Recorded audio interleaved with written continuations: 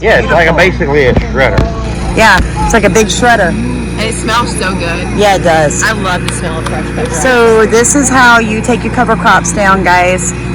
We're at Camp Field of Dreams. We've been here all day for a field day and a farm tour, and they're demonstrating how to flail and lay down the cover crops afterwards. So this is really interesting. If you don't want to have to use heavy equipment, if you are no-till and you're using cover crops, this is the type of equipment that makes your life a lot easier.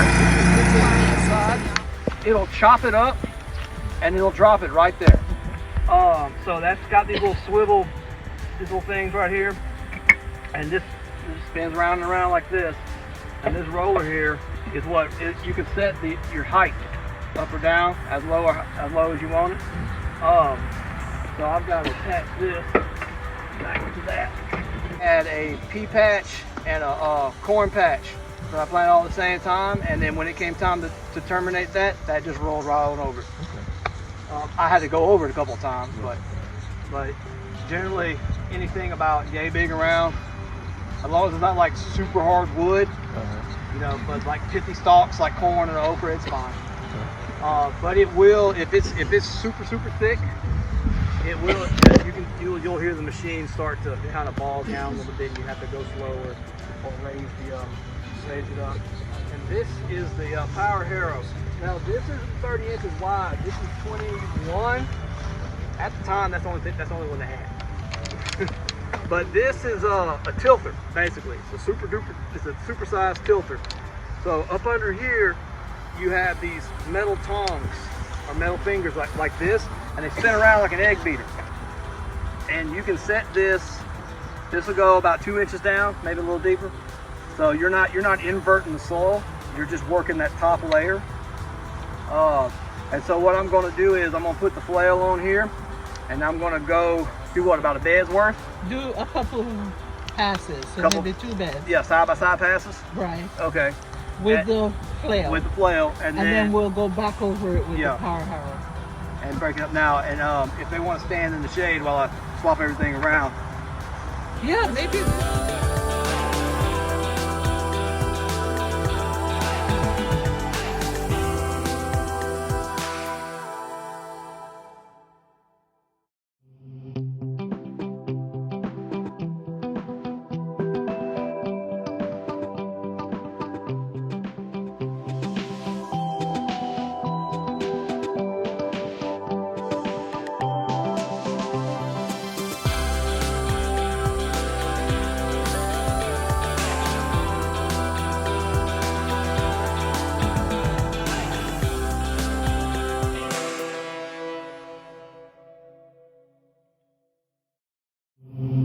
Red handlebar right here.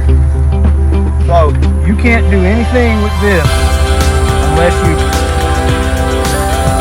is part of the clutch. So I can let that go, and as long as I hold this down, everything's engaged. Okay. But as soon as I let go of that, it's an emergency. Everything shuts down. The motor is still run, but PTO's off, implements off, all that's off. Okay. Comes in real handy when you back yourself up into a hot wire fence.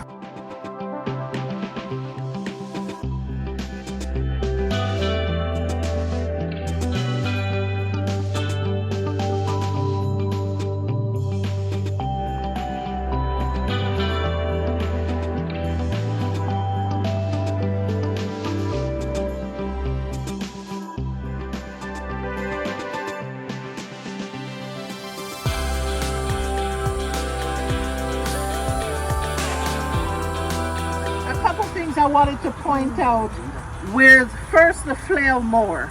So the beauty of the flail mower is instead of it just cutting the grass and cutting your cover crop and dropping it, it really mulches it up.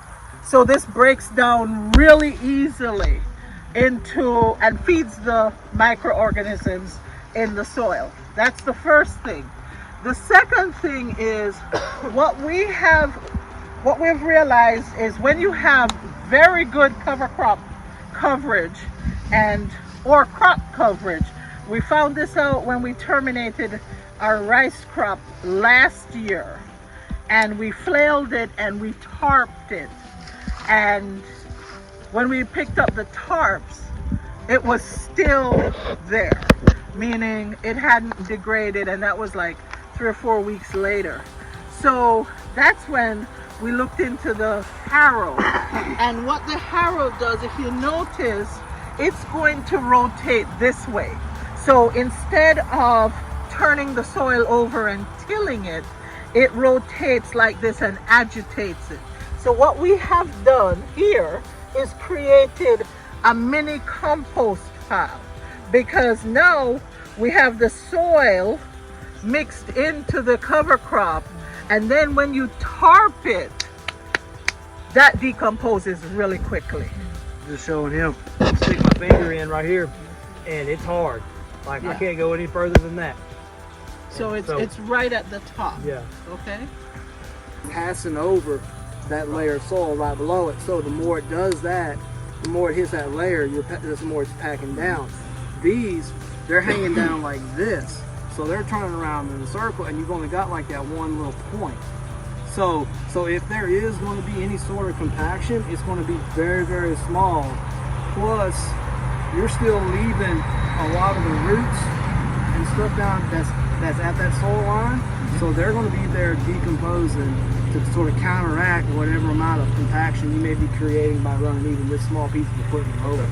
So in your mind, you've optimized that disturbance, because before you weren't getting the decomposition you needed under the tarp, having issues of planting. Right. Yeah. When we came back to plant into it, it hadn't decomposed enough.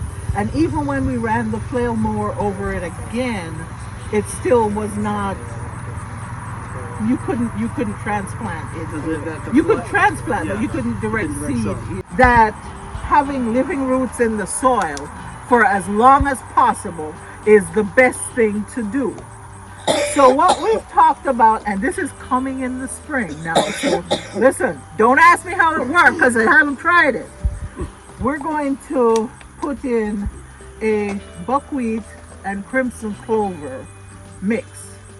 We want it to be a low mix, and then we're going to transplant into the cover crop mix and have the plants and the cover crops grow at the same time. Okay, so that's gonna be interesting. Yes, exactly. It's gonna be interesting. Because the question is, do we do it just with clover, or do we do it with clover and the buckwheat, which will have the buckwheat will have a more height? And what we found with the buckwheat is that the clover stays underneath longer in our summer than without that canopy on top. So we don't know how that's going to work. Right. But our goal is to be able, the things that we're thinking about transplanting into that situation are things like our sweet peppers, hot peppers, eggplants, things that are going to be in the ground long, that are going to grow really well, nice and tall, and that it shouldn't bother after a while. So we're going to try it. We'll let you know how it does. Okay? So in my high tunnel, the most marketable crop that I have are tomatoes. So to break that cycle, that pest cycle, I'll do a biofumic and a mustard, a 7-top turnip, something kale, spinach, anything like that that's a brassica. Then I'll come back with tomatoes, not in the same spot, but in the same row. And then that has worked well for me to sort of break that cycle. And then you also give you another crop to sell that way.